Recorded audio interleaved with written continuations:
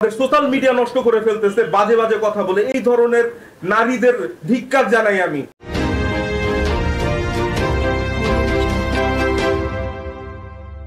কোম্পানিকে 2023 সালে UK ban করে দিছে বিকজ তারা ফ্রড। এই যে দেখেন 2022 সালে এই কোম্পানিকে সিজ করা হয়েছে, 2023 সালে এই কোম্পানিকে ডিসলভ করে দিচ্ছে বিকজ এই কোম্পানি আসলে এক্সিস্টই করে না ইউকেতে এখন আর। কিন্তু তারা এখনো বাংলাদেশে লোরাটো কোম্পানির শো হবে, এই হবে সেই বলে বলে প্রলোভন দেখাচ্ছে, টাকা নিচ্ছে এবং অনেকে ভয়ে আপনার কাছে মানে টাকা ফেরত তো চাইতেই পারতেছে না।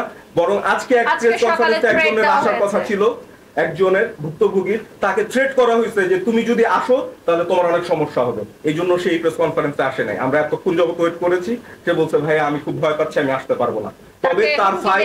তবে তার ফাইল সে আমাকে পাঠিয়ে দিয়েছে।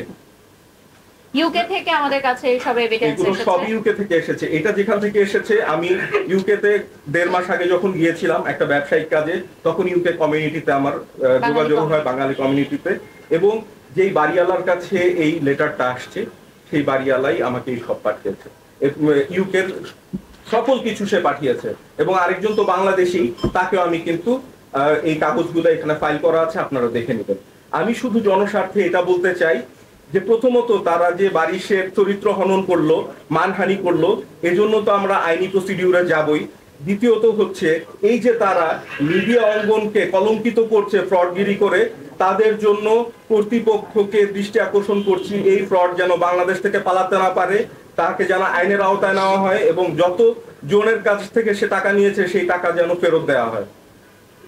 এটা হচ্ছে আমাদের দাবি। এবং একই সাথে তারা পাবলিকালি মাফ চাবে শুধু স্টানবাজি করার জন্য এবং কোনো এভিডেন্স প্রমাণ না করার জন্য। না ফ্লাইট ট্যাক্স এভিয়েশনের বিরুদ্ধে তারা কোনো অভিযোগ দিতে পেরেছে লিখিত, না তারা বাড়ি শখের বিরুদ্ধে কোনো দিতে পেরেছে। তারা যেটা বলেছে যে হেলিকপ্টারের শুট কনসেপ্ট চুরি করা হয়েছে, উই শুটে ছিল মারিয়া কিসপটা আপু, উনি নিজে 2 বার হেলিকপ্টারের সামনে শুট করেছে।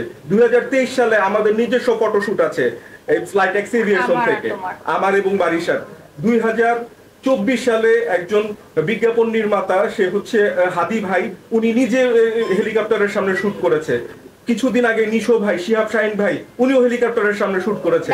তার আগে ববিতা আপার আমল থেকে বাংলাদেশে হেলিকপ্টার ব্যবহার করে আসতেছে। এটা কোথাকার চুরি হলো? কনসেপ্ট চুরি। এটা কি বিশ্বের প্রথম কনসেপ্ট? যে কেউ যা কিছু বলে ফেলবে, যে কোনো অভিযোগ দিয়ে দিবে, এটা তো আর মানা যাচ্ছে না। এ তো শুধু একজনকে অপমান করতেছে না, পুরা নারী জাতিকে এরা অপমান করতেছে, বডি শেমিং করতেছে, যা ইচ্ছা তা বলতেছে। এগুলো কি? এগুলোর প্রতিকার চাই আমরা এবং আইনি পদক্ষেপ আমরা নিব।